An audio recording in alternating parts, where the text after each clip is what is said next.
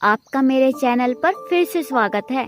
आज हम जानेंगे भगवान शिव पहले आए या विष्णु जी या ब्रह्मा जी, तीनों में से कौन किसके पिता हैं और कौन किसके दादाजी। तो चलिए शुरू करते हैं कहानी। हम सबके प्रिय भगवान शिव का जन्म नहीं हुआ है, वे स्वयंभू हैं, लेकिन पुराणों में उनकी उत्पत्ति का विवरण मिलता है।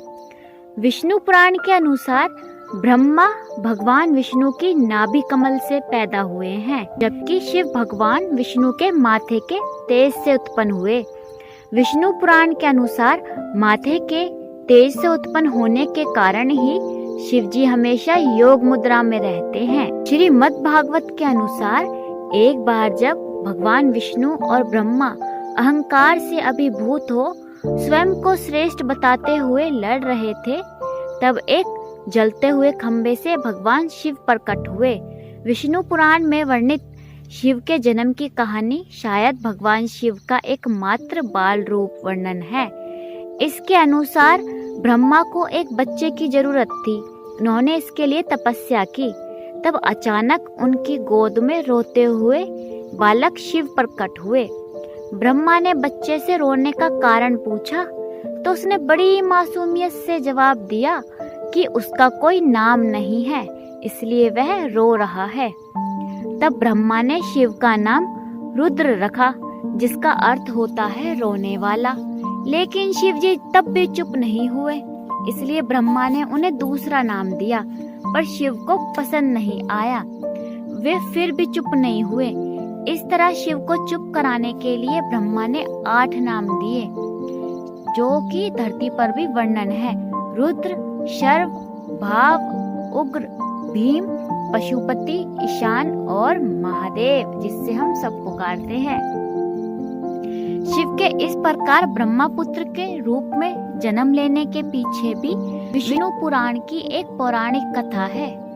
इसके अनुसार जब धरती, आकाश, पाताल समेत पूरा ब्रह्मांड जलमग्न था, तब ब्रह्मा, विष्णु और महेश के सिवा कोई भी देव या प्राणी नहीं था। तब केवल विष्णु ही जल सतह पर अपने शेषनाग पर लेटे नजर आ रहे थे। तब उनकी नाभि से कमलनाल पर ब्रह्मा जी प्रकट हुए। ब्रह्मा विष्णु जब सृष्टि के संबंध में बातें कर रहे थे तो शिव जी प्रकट हुए। ब्रह्मा ने उन्हें पहचानने से इनकार कर दिया। तब शिव जी उठ जाने के भय से भगवान विष्णु ने दिव्य दृष्टि प्रदान कर ब्रह्मा को शिव की याद दिलाई। ब्रह्मा को अपनी गलती का एहसास हुआ और शिव से क्षमा याचना करने लगे। उन्होंने उनसे अपने पुत्र रूप में पैदा होने का आशीर्वाद मांगा। शिव ने ब्रह्मा की प्रार्थना स्वीकार करते हुए उन्हें यह आशीर्वाद दिया कि जब ब्रह्मा ने सृष्टि की रचना शुरू की तो उन्हें एक बच्चे की जरूरत हुई, और तब उन्हें भगवान शिव का आशीर्वाद ध्यान आया। ब्रह्मा ने तपस्या की और बालक शिव बच्चे के रूप में उनकी गोद में प्रकट हो गए। दोस्तों, इसके अलावा एक कथा और भी है जो हमारे बड़े बुजुर्ग बताते हैं कि एक बार की बात है जब भगवान विष्णु और ब्रह्मा जी के बीच इस बात पर बहस छिड़ गई कि सबसे महान कौन है। इस बात को लेकर जब दोनों बहस कर रहे थे तो एक खंबे के रूप में महादेव उनके बीच में आ गए। वो दोनों इस रहस्य को समझ नहीं पाए और तभी अचानक एक आवाज आई जिसने कहा कि जो भी इस खंबे का छोर ढूंढ लेगा वही सबसे महान कहलाएगा। यह सुनते ही ब्रह्मा जी ने एक पक्षी का रूप लिया और खंबे का ऊपरी हिस्सा ढूंढने लगे। वहीं विष्णु जी ने वराह का रूप धारण कर खंबे का अंत ढूंढने निकल गए। बहुत देर जब खोजने के बाद दोनों को कोई भी छोर नहीं मिला तो दोनों ने हार मान ली। इसके बाद भगवान शिव अपने असली रूप में आ गए। फिर भगवान विष्णु और ब्रह्मा जी ने मान लिया कि वही सबसे महाशक्तिशाली हैं। यह खंबा उनके न जन्म लेने और न मरने का प्रतीक है। इसका कारण यह कहा जाता है कि भगवान शिव स्वयंभू है, यही यानी वह अमर है। दोस्तों, और कहा जाता है कि एक बार ऋषियों की भी जिज्ञासा जागी कि वो शिव के पास पहुँचे और उनसे पूछने लगे कि महादेव जी, आपके पिता कौन हैं?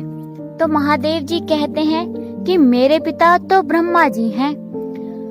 तो ऋषि पूछते हैं, आपके पिताजी ब्रह्मा जी हैं तो आपके दादाजी कौन हैं? तो शिव भगवान कहते हैं कि मेरे दादाजी विष्णु जी हैं। तो ऋषि पूछते हैं, तो आपके परदादा कौन हैं? तो शिव शंकर जी कहते हैं, मेरे परदादा जी महादेव यानी कि स्वयंभू हैं। और शिव जी जोर जोर से हंसने लगते हैं और ऋषिगण भी समझ जाते हैं कि शिव के सिवा और कोई नहीं। तो ऋषि भी समझ जाते हैं कि हमारे महादेव सर्वव्यापक हैं, वो स्वयंभू हैं। तो दोस्तों, अगर आपको मेरी कहानी अच्छी लगी हो तो चैनल को सब्सक्राइब जरूर करें और वीडियो को लाइक करें। बोले जय महादेव।